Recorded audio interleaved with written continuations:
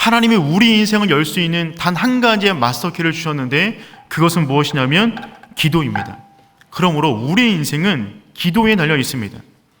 우리는 계속해서 사도행전의 역사를 살펴보고 있는데 사도행전의 역사는 무릎으로 전진해가는 역사입니다. 기도로 넓혀가는 역사입니다. 그렇다면 기도할 때 우리 인생 가운데 어떤 문들이 열릴까요? 수많은 문들이 열리는데 오늘 본문에는 세 가지 분명한 문이 열리는 장면을 기록해 놓았습니다. 오늘 우리가 말씀을 함께 다룰 때 우리 인생 가운데 닫혀있는 이 세 가지 문이 열려지는 복된 은혜가 있기를 축복합니다. 첫 번째 문은 무엇이냐면 구원의 문입니다. 하나님은 선교팀이 가려고 했던 아시아 지역의 문을 닫으셨어요. 그리고 하나의 문을 열어주셨습니다. 그것은 유럽 선교를 위한 문이었습니다. 하나님께서 열어주신 그 문으로 배를 타고 출항하자 급물살을 타고 나가기 시작합니다. 11절 말씀 함께 읽어봅니다. 우리가 드로아에서 사모드라게로 직행하여 이튿날 네아폴리로 가고. 아멘. 선교팀은 드로아에서 배를 타고 사모드라게 도착했어요. 지도를 보도록 하겠습니다. 지도를 보시면 안디옥에서 출발한 선교팀이 아시아 지역에서 계속 복음을 전하다가 그 모든 문이 맞춰갖고 맨 서쪽 끝에 있는 항구 드로아에 정착하게 되었습니다. 그 드로아에서 하나님께서 서쪽을 향한 유럽의 문을 열어주셔서 배를 타고 출발하여 첫 번째로 지나간 곳은 사모드라게입니다. 사모드라게를 찾으셨습니까?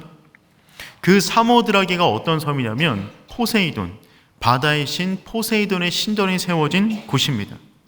그리고 그곳을 지나서 이튿날 네아폴리에 도착합니다. 네아폴리에서 조금만 위로 올라가면 빌립보가 있습니다. 이곳이 오늘 성경 본문이 펼쳐지는 이야기의 장소입니다. 그런데 드로아에서 네아폴리까지 가는 거리는 240km입니다.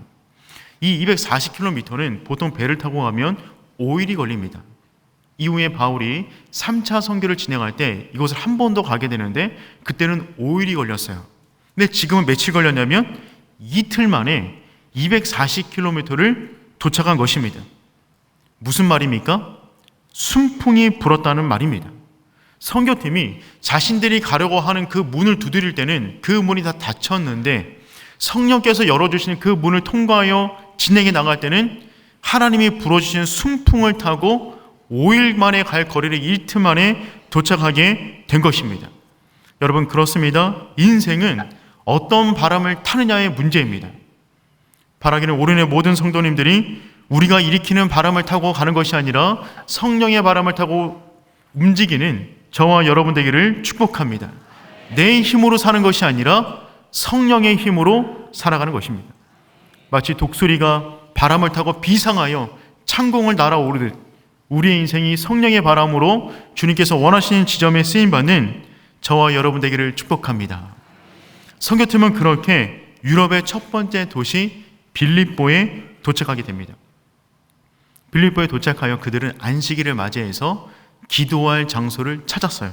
13절 말씀 우리 함께 보겠습니다. 안식일에 우리가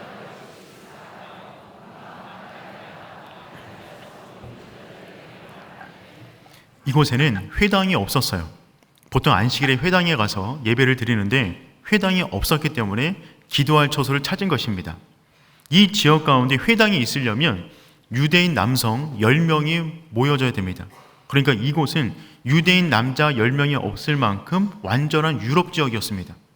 그러니 바울은 이곳에서 기도할 곳을 찾았어요. 회당이 없으니 기도할 곳에 가서 하나님과 긴밀한 관계를 누리기를 원했던 것입니다. 그곳에서 기도하고 있는데 그 주변에 여인들이 있는 것을 발견하게 됩니다. 그 중에 루디아를 만나게 됩니다. 14절 말씀 우리 함께 보겠습니다. 두아디라 시라에는 자색 옷감 장사로서 하나님을 섬기는 루디아라 하는 한 여자가 말을 듣고 있을 때 주께서 그 마음을 열어 바울의 말을 따르게 하신지라. 아멘. 루디아라는 여인을 만났는데 이 여인은 자색옷을 파는 여인이라고 합니다. 자색옷은 그 당시 고대에 왕이나 귀족들이 입는 아주 비싼 옷이었습니다. 그러니까 루디아는 비싼 자색으로 염색이 된 옷을 무역하는 성공한 여성 CEO였습니다. 이 여인의 출생이 어디냐면 두아디라입니다. 이 두아디라가 자색 염색하는 곳으로 유명한 곳이었는데 이 여인은 이곳에서 기술을 익혀서 유럽을 다니며 장사하는 성공한 기업가였어요. 그런데 루디아는 두아디라 출신이라고 그랬습니다. 루디아, 두아디라, 루디아. 비슷하지 않나요? 그래서 루디아란 뜻은 무슨 말이냐면 이분의 원래 이름이 아니라 두아디라 출신의 여인, 이 말이 루디아입니다. 저희 어머니는 강원도 출신입니다. 그래서 어릴 적에 저희 어머니를 강원댁이라고 불렀던 제 기억이 있어요. 그것과 비슷한 것입니다. 두아디라 출신의 여인 루디아, 이 여인은 성공한 우리 업계의 사장님이셨어요. 근데 이분이 바울이 기도하고 있다가 그 여인들을 바라보고 그 순간에 복음을 전하자 그 복음을 듣는 순간에 첫 번째 중요한 문이 열린 것입니다. 14절 하반절 말씀 우리 함께 읽어보도록 하겠습니다. 루디아라 하는 한 여자가 그 마음을 열어 바울의 말을 따르게 하신지라. 아멘. 기도하는 그 장소에서 복음이 선포되었을 때 첫 번째 문이 열리게 되는데 그것은 무엇이냐면 구원의 문입니다. 여러분, 구원의 문을 누가 열 수 있겠습니까? 구원의 문을 여는 열쇠가 무엇이 있겠습니까? 그런데 기도하는 그 현장에 복음이 선포되었을 때 구원의 문이 활짝 열렸습니다. 본문에서 열어라고 하는 이 단어는 굉장히 큰 문, 양문으로 달린 그 문이 활짝 열리는 장면을 묘사한 것입니다. 구원의 문이 활짝 열렸다는 것입니다. 또한 이 단어는 여인이 아이를 낳을 때 여인의 태문이 열리다 라고 하는 단어로도 이 단어가 쓰입니다. 그러니까 기도할 때 영적인 태문이 열렸다는 것입니다. 기도하는 그 자리, 그 순간에 영적 탄생의 기쁨이 그 현장 가운데 엄습한 것입니다. 여러분, 영적인 태문을 여는 것이 무엇이냐면 기도입니다. 이 사실을 믿을 수 있는 저와 여러분 되기를 축복합니다. 여러분, 이 땅 가운데 가장 인간이 열 수 없는 그 문이 영혼 구원의 문인데 그 문이 기도로 인하여 시작이 된다는 것입니다. 바울이 기도하는 그 순간에 그 장소에서 어떤 기도를 했을까요? 바울이 이 땅 가운데 왔던 그 목적을 놓고 기도했을 것입니다. 유럽 지역의 복음 전파를 위하여 영혼 구원을 위해서 기도했을 것입니다. 그가 기도하는 그 순간에 루디아가 바울이 어떤 기도를 했는지는 듣지 못했겠지만 그가 기도하는 그 순간에 그녀의 보이지 않는 그 영혼은 영적 기경이 일어나고 있었던 것입니다. 그 기도가 쌓여 복음이 선포될 때 놀라운 구원의 문이 열려지게 되었다는 것이죠. 여러분, 그렇습니다. 여러분, 영혼 구원의 문은 기도가 쌓일 때만 열리게 되는 줄 믿습니다. 포기하지 마십시오. 그 문은 반드시 열려지게 될 것입니다. 두 번째, 어떤 문을 여냐면 치유의 문이 열립니다. 선교팀은 또 다른 안식일이 되었어요. 그때 역시 기도하는 장소로 가고 있었습니다. 그런데 기도하는 장소로 가다가 한 여인을 만나게 됩니다. 16절 말씀 읽어보겠습니다. 우리가 기도하는 곳에 가다가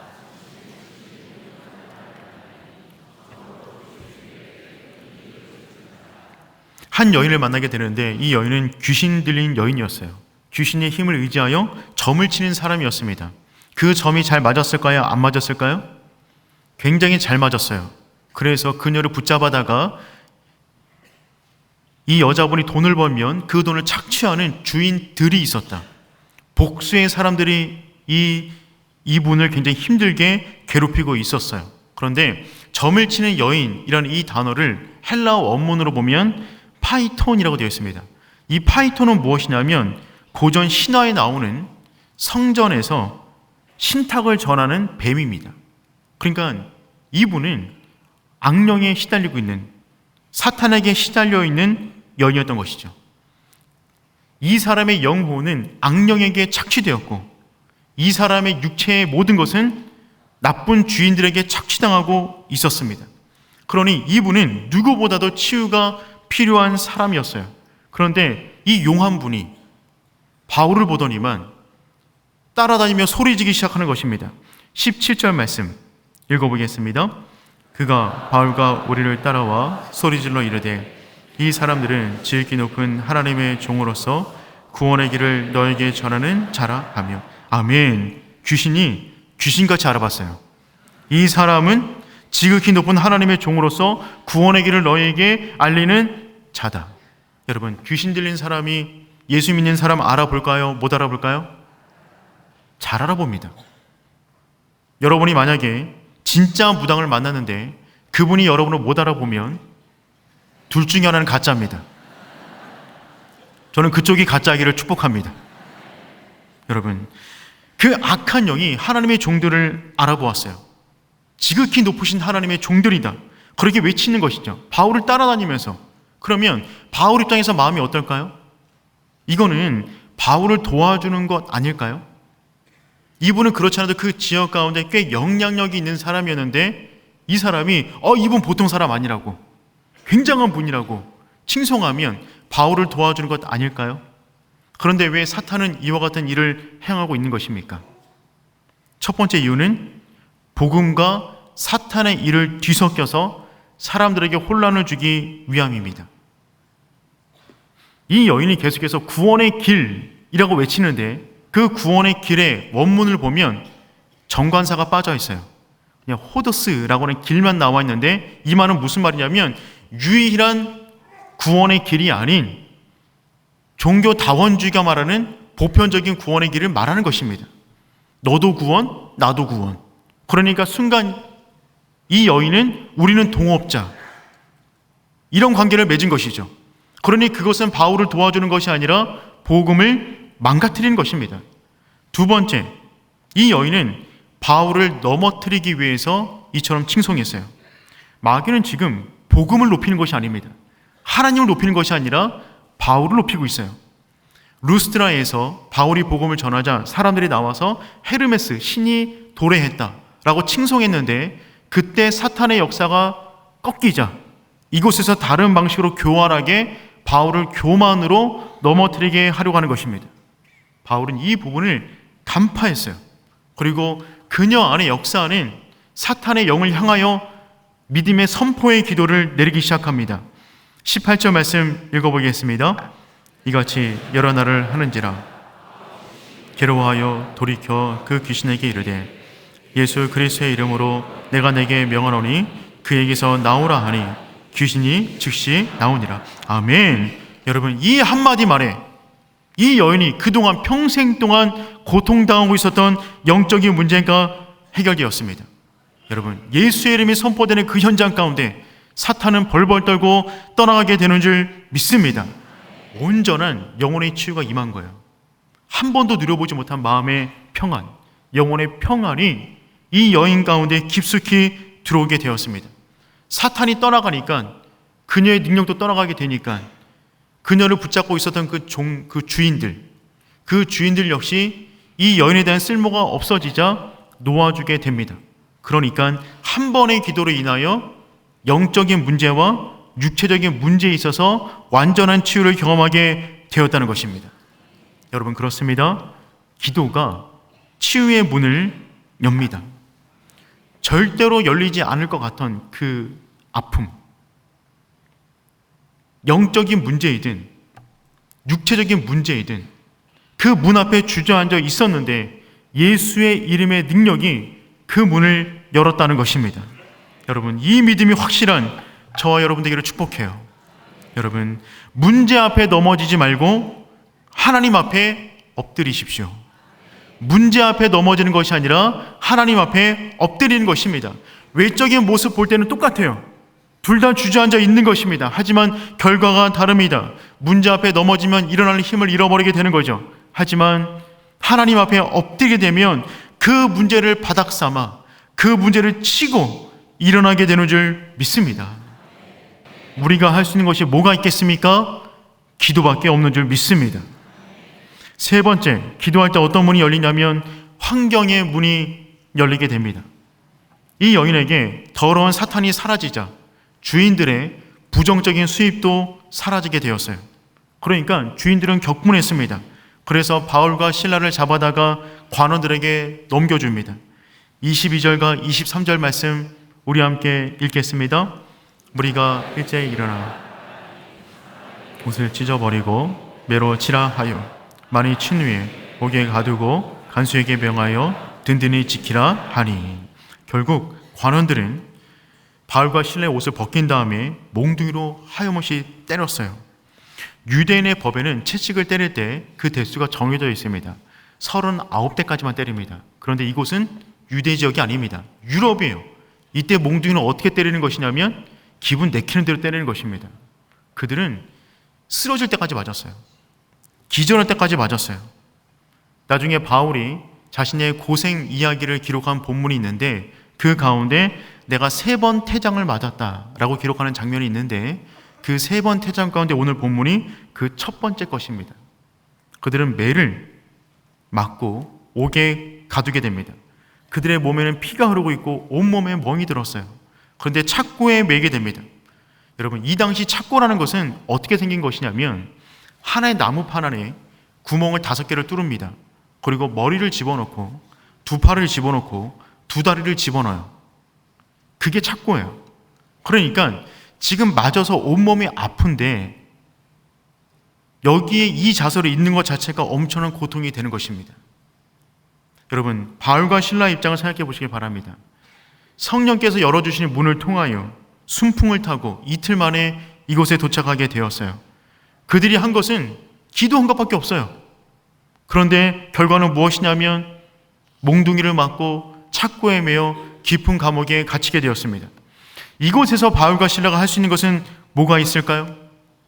그런데 바울과 실라는 이곳에서 그 누구도 하지 않았던 첫 번째 일을 행하기 시작합니다. 25절 말씀입니다. 읽겠습니다. 한밤중에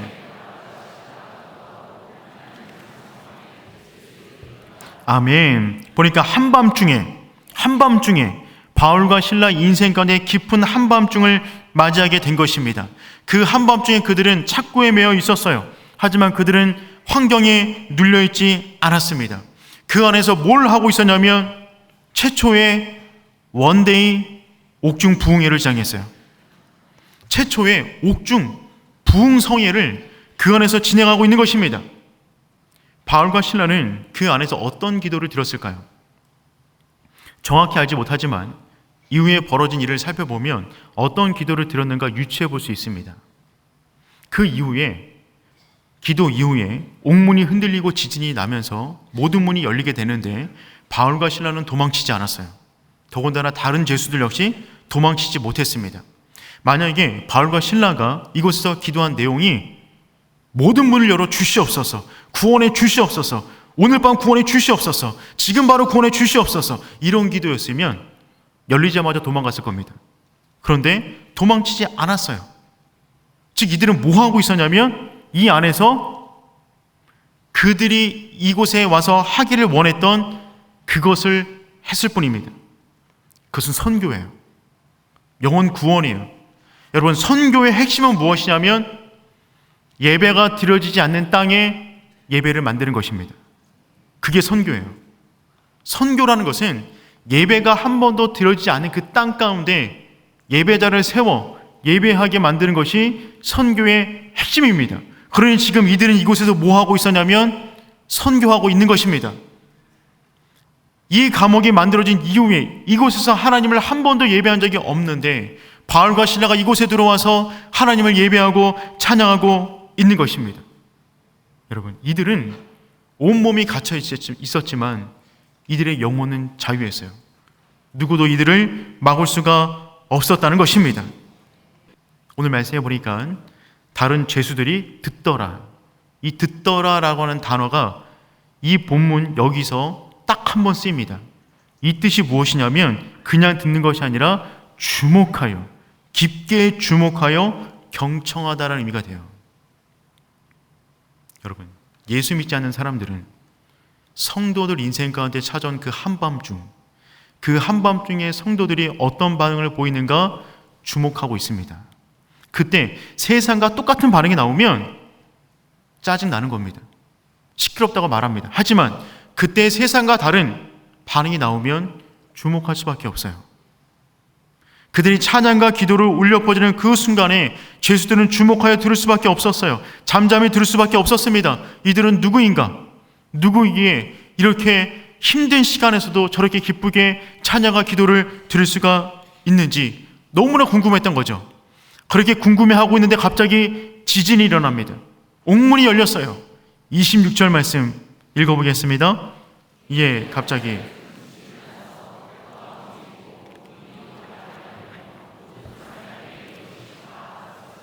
아멘.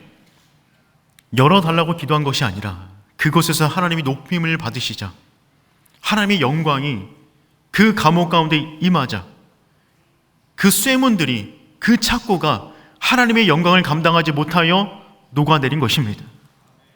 그 순간에 거기에 있는 모든 사람들은 왜 이런 일이 일어나는가를 알게 되는 것이죠.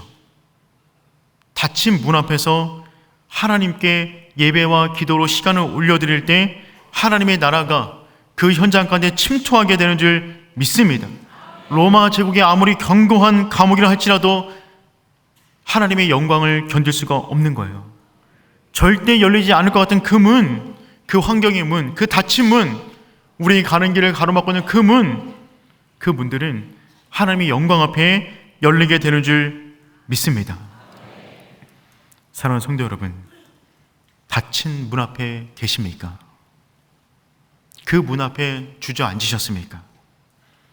주저앉으신 김에 그 자리를 기도의 자리로, 찬양의 자리로, 예배의 자리로 전환시키는 저와 여러분 되기를 축복합니다. 말씀의 결론을 맺도록 하겠습니다. 이들은 감옥을 나오게 됩니다. 그리고 루디아의 집에 들어가게 돼요. 루디아의 집은 빌립보 지역에 세워진 첫 번째 교회입니다. 그리고 그 안에 형제들이 모여 있었다라고 성경은 기록하고 있어요. 우리 40절 말씀 함께 읽어보겠습니다. 두 사람이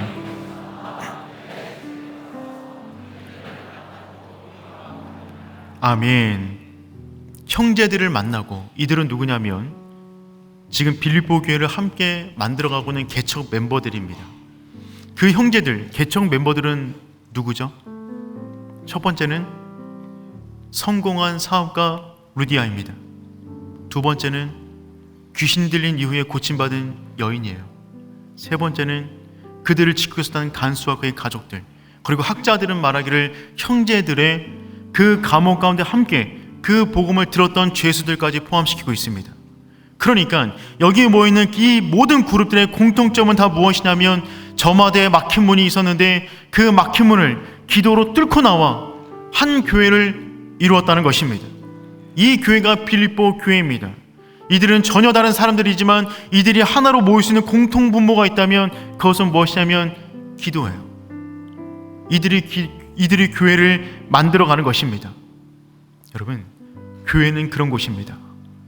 교회는 각자에게 주어진 문을 열어 간증의 스토리를 가지고 하나님에 대한 간증 있는 사람들이 함께 모여 그 간증의 스토리를 계속해서 쌓아가는 공동체, 그 공동체가 교회가 되는 줄 믿습니다.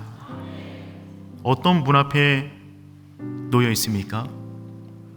가족 구원을 향한 문, 혹은 치유를 향한 문, 혹은 내 인생의 닫힌 문 앞에 머뭇거리고 계십니까? 그 자리는 우리가 찬양과 기도로 영광을 돌려드리는 자리가 되는 줄 믿습니다. 하나님께서 우리에게 마스터키를 주셨어요. 그 키를 돌리는 순간 하나님의 놀라운 역사가 우리 인생 가운데 펼쳐지게 되는 줄 믿습니다.